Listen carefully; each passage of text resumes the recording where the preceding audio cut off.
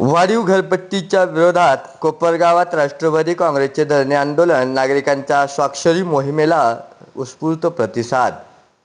कोपरगाव नगर परिषदेने केलेल्या वाढीव घरपट्टीसह विविध निर्णयांविरोधात राष्ट्रवादी काँग्रेस पक्षाच्या वतीने आमदार आशुतोष काळे यांच्या मार्गदर्शनाखाली सोमवारी सकाळी 10 वाजता शहरात धरणे आंदोलन सुरू करण्यात आले होते। या आंदोलनास प्रारंभ करण्यापूर्वी शहरातील विविध महापुरुषांच्या स्मारकांना पुष्पहार अर्पण करून अभिवादन करण्यात आले। त्यानंतर शहरातील छत्रपती शिवाजी महाराज स्मारक येथे धरणे आंदोलन सुरू करण्यात आले। या आंदोलनात राष्ट्रवादी काँग्रेस पक्षाचे पदाधिकारी, कार्यकर्ते तसेच आजी माजी नगरसेवक मोठ्या संख्येने सहभागी झाले होते। आंदोलनाच्या दरम्यान नागरिकांच्या स्वाक्षऱ्या घेण्याची मोहीम राबविण्यात आली। वाढीव घरपट्टीच्या विरोधात या लढ्यात नागरिकांनी सक्रिय सहभाग घ्यावा असे आवाहन पक्षाच्या कार्यकर्त्यांकडून करण्यात आले होते। यावेळी नगर परिषदेच्या विविध निर्णयांमुळे नागरिकांवर अन्याय होत असल्याचा आरोप आंदोलनकर्त्यांनी केला आहे। तसेच नगरपालिकेच्या कामकाजातील काही कथित त्रुटी, विविध विकासकामातील अनियमितता आणि नागरिकांशी संबंधित प्रश्नांकडे असलेले दुर्लक्ष यांच्याकरताही देखील आंदोलनाची मागणी यावेळी करण्यात आली होती। या आंदोलनामुळे वाढीव घरपट्टीचा प्रश्न पुन्हा एकदा शहरात चर्चेचा विषय ठरला आहे।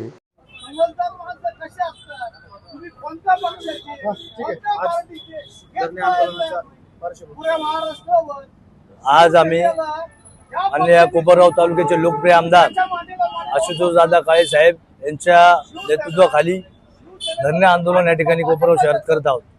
आपल्याला माहिती असेल का या कोपरगाव नगरपालिकेने मागच्या महिन्यापासून लोकांना घरपट्टी वाढीच्या या ठिकाणी नोटीस या ठिकाणी देण्यात येत आहे आणि ती घरपट्टीची जी अमाऊंट आहे ती अतिशय जास्त प्रमाणात आहे। म्हणजे मी आता सांगितलं का पहिले एखाद्या माणसाला 6,842 रुपये घरपट्टी येत होती संकलित कर, आणि तोच आज 25,916 रुपये येत आहे। म्हणजे याची जी वाढ आहे ती कोणत्या पद्धतीने झालेली आहे? म्हणजे आपण बघितलं असेल का जर 10%, 20% झाले असतील, 5% झाले असतील, ती सगळ्यांना सारखी झाली असती, पण जी 7,000 ची डायरेक्ट 24,000 आणि 25,000 जी वाढ होत आहे ती अतिशय म्हणजे आवाजावी वाढ आहे। त्याच्या विरोधात आम्ही या ठिकाणी राष्ट्रवादी काँग्रेस पक्षाचे सर्व पदाधिकारी आज धरणे आंदोलनाचा आमचा पहिला दिवस आहे, त्या ठिकाणी आम्ही बसलेलो आहे। आपण बघितलं असेल का कोपरगाव नगरपालिकेने ची इलेक्शन होऊन 6 महिने होऊन गेलेले, आणि त्या 6 महिन्या अगोदर ज्यावेळेस हे इलेक्शन मध्ये लोकांकडे मतं मागत होते त्यावेळेस लोकांना जे त्यांनी शब्द या ठिकाणी दिलेले होते ते एकही शब्द या ठिकाणी त्यांनी या ठिकाणी पूर्ण केलेला नाही। आपण बघितलं असेल का या घरपट्टीच्या विषया संदर्भात एक विषय त्यांनी लोकांना सांगितला होता का ज्या ज्या महिलांच्या नावावर घरं असतील त्या महिलांची घरपट्टी आम्ही 50% करू, पण तो कुठला 50% तरी नाही, पण ही जर आवाजावी घरपट्टी या ठिकाणी वाढण्याचं काम या ठिकाणी त्यांनी केलेलं आहे। आपण 100 दिवसामध्ये आम्ही हे करू ते करू असे त्या ठिकाणी त्यांनी सांगितलं होतं विकास कामाच्या बाबतीमध्ये सुद्धा, पण एक पण काम त्यांनी या ठिकाणी पूर्ण केलेलं नाहीये। त्याच्या विरोधात आज आम्ही या ठिकाणी आंदोलनाला या ठिकाणी बसलेलो आहे। धरणे आंदोलन या ठिकाणी आहे, परंतु विरोधकांचे देखील याच्यावरती आरोप आहे की या ठिकाणी नोटंकी केली जाते। जर आमदार तुमच्या हा विषय पुणे एका नगरपालिकेचा नसून हा संपूर्ण राज्यामध्ये बऱ्याचशा नगरपालिकेचा हा शासकीय आणि मालमत्ता करायच्या संदर्भात वाढी बघा, ते आम्हाला काय बोलतात त्याच्याशी आम्हाला काय घेणं देणं नाही। ते आम्हाला काय म्हणतील, आम्ही जनतेसोबत आहेत आणि ह्या कोपरगाव तालुक्याची जनता हे मान्य आमदार आशुतोष दादा काय प्रयत्न करतात हे त्यांना दिसतंय। कारण की तुम्ही बघितलं असेल का ह्या ठिकाणी कलेक्टर साहेब आले होते, त्या ठिकाणी सुद्धा मान्य आमदार आशुतोष दादा काळे यांनी त्यांना निवेदन दिलं, आणि मंत्रालयामध्ये मान्य मुख्यमंत्री साहेबांना सुद्धा ही घरपट्टीची आवाजावी वाढलेली आहे ती वाढू नये आणि जी जुनी घरपट्टी आहे त्या पद्धतीनेच घरपट्टी व्हावं यासाठी ते प्रयत्न करत आहेत। त्यांनी आम्हाला काय करावं हे आम्हाला सांगण्याची गरज नाही। आम्ही या कोपरगावच्या शहराच्या जनतेसोबत आहेत। कोपरगाव शहराला 7,000 रुपयाचे जर 24,000-25,000 रुपयाच्या नगरपालिकेला भरावं लागत असेल तर ते कुठेतरी योग्य नाहीये। त्यामुळे आम्ही आज या ठिकाणी धरणे आंदोलन बसलेलो आहोत। असं देखील म्हटलं जातंय की पद आल्यानंतर त्यांची कुठेतरी गळचित्र होती आहे आणि ते बोलताय की करताय की कोणाला पद आल्यानंतर त्यांच्या पक्षाचं आपल्याला काय माहित नाही। फक्त विषय एवढाच आहे का मला एवढं कळतं का नगरपालिकेमध्ये ज्यावेळेस ह्या कोपरगावच्या जनतेसमोर तुम्ही मत मागत होते त्या जनतेला तुम्ही काय काय आश्वासन दिले होते? तुम्ही त्यांचा माझी मीडियाला मान्य आहे का तुमच्याकडे 1 महिन्याचा व्हिडिओ 100 दिवसाचा जो व्हिडिओ असेल का 100 दिवसामध्ये आम्ही काय काय करू, हा जर व्हिडिओ तुमच्याकडे असेल तर तुम्ही व्हिडिओ बघा आणि त्या व्हिडिओ मध्ये तुम्हाला दिसेल का त्याच्यातलं एक तरी काम त्यांनी 100 दिवसात पूर्ण केलेलं का. आज 100 दिवस नाही, आज 22/12ला मतदान निकाल लागून आज 22 तारखेला 6 महिने कंप्लीट झालेले. आज या ठिकाणी आमदार आशुतोष दादा यांच्या आदेशानुसार कोपरगाव शहरामध्ये नगरपालिकेने जी वाढीव घरपट्टी केलेली आहे त्याच्या निषेधार्थ आज या ठिकाणी सह्यांची मोहीम व धरणे आंदोलन करण्यात येत आहे.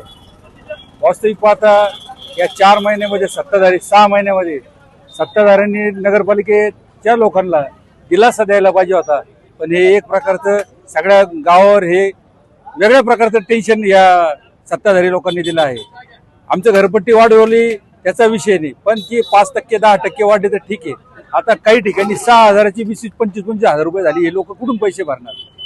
व हे आंदोलन हे राजकीय ठीक आहे, राजकीय पक्ष करतोय, पण ही जनतेची भावना आम्ही लोकांपर्यंत त्यांच्यापर्यंत मांडतोय. जनतेसाठी कोण भांडणार. विरोधी पक्ष जोपर्यंत तुम्हाला धरते तोपर्यंत तुम्ही नीट काम करणार नाही. पण या गोष्टीचं वाईट एक वाटतं की तुम्हाला लोकांनी जनतेने तुम्हाला लोकांच्या समस्या सोडवण्यासाठी निवडून दिलेलं आहे, पण तुम्ही समस्या लोकांच्या वाढवताय. आणि साधं का मी लोकांना आश्वासन सुद्धा देऊ शकत नाही तुम्ही का आपण जे आहे त्याच्यात काहीतरी दिलासा देऊ नागरिकांना. म्हणजे तुम्ही तुमच्या सत्तेच्या मुजोरीत इतके दंग आहे तर तुम्हाला नागरिकांशी त्याचं काही देणे घेणं राहिलेलं नाही. दुसरा विषय ढाप्यांचा विषय हा खूप गाजतोय हा विषय. पण मला काय म्हणतो, तुम्ही जर लावलेले ढापे तर तुम्ही ते दाखवा ना. तुम्हाला एवढे 1-1 महिना 2-2 महिने का लागू शकतात.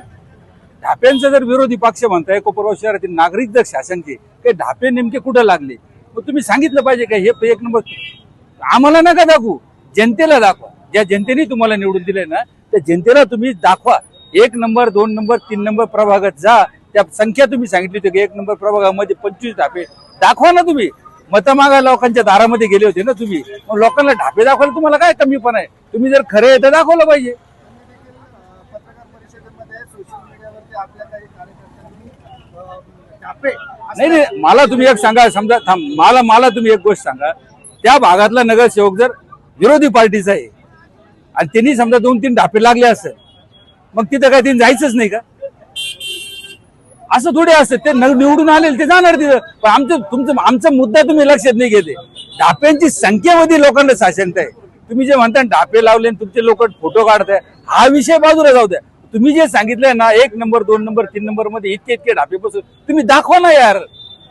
तुम्ही खरं आहे ना तर तुम्ही जनतेला दाखवलं पाहिजे. तुम्ही प्रत्येक वेळेला या आंबेडकर पुतळ्यावर काय एका भांडण मारामाऱ्या करायचे. तुम्हाला जनतेने निवडून दिलेले लोकांचे कामं करण्यासाठी तुम्ही लोकांचे कामं करा. लोकांची शंका असेल त्याचं निरसन करा. तुम्ही लोकांना आश्वासन दिलं होतं की महिलांना आम्ही 50% घरपट्टी.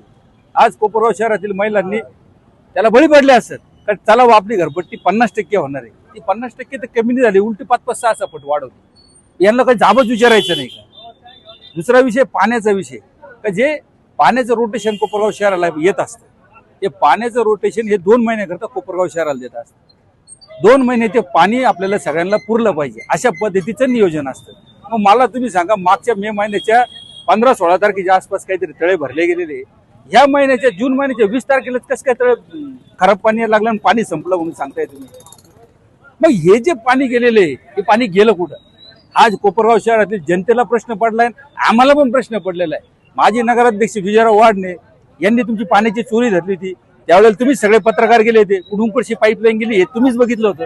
मग त्या प्रकारची तर चोरी नाही झाली ना. आता कारण बोलणारच कोण नाही. नगराध्यक्ष आपलं आहे, सगळंच आपलं आहे, पाणी पुरवठा सभापती आपला आहे, सत्ता आपली, आपल्याला कोण अडवणार आहे. म्हणून कोपरगाव शहरातील जनतेचं जे पाणी आहे जे जनतेला 2 महिन्यासाठी पुरलं पाहिजे 1च महिना पुरलं तर 1 महिन्याचं पाणी कोणी चुरलं हा खूप मोठा विषय आहे.